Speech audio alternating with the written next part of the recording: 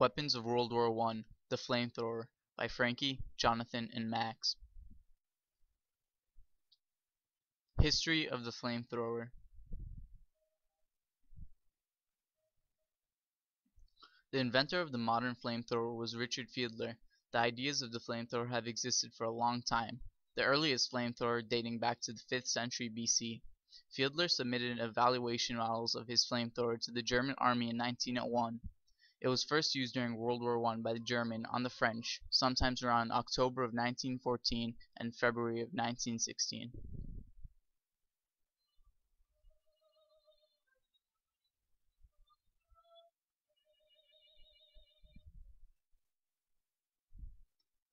Designs of the flamethrower. The German army tested two models of the flamethrower, or Flammenwerfer, in German.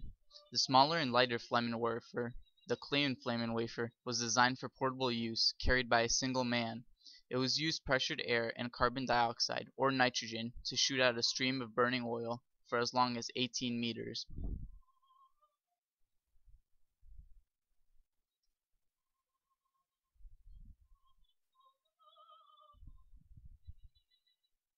The second, larger model,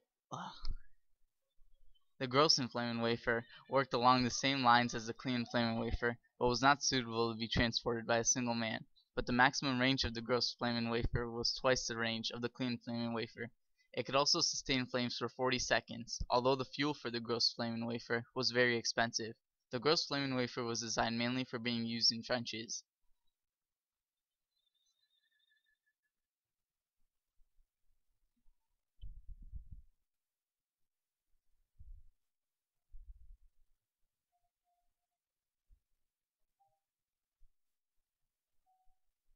Uses of the flamethrower.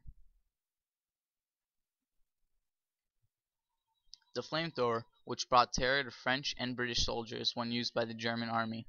The basic idea of the flamethrower is to spread fire by launching burning fuel. During the war, the Germans launched in excess of 650 flamethrower attacks. No number exists for British or French attacks. The first notable use of the Flammenwerfer came in a surprise attack launched by the Germans upon the British at Hooge in Flanders.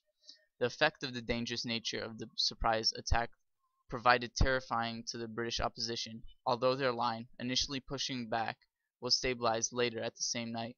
In 2 days of severe fighting, the British lost 31 officers and 751 other ranks during the attack.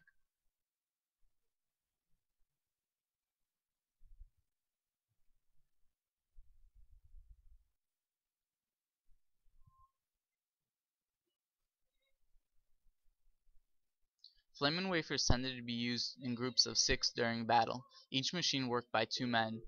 They were usually mostly to clear forward defenders during the start of German attack, preceding their infantry colleagues. They were undeniably useful when used at short range, but were of limited wider effectiveness, especially once the British and French had overcome their initial alarm of their use. Quite aside from their worries of handling the device, it was entirely feasible that the cylinder carrying the fuel might unexpectedly explode.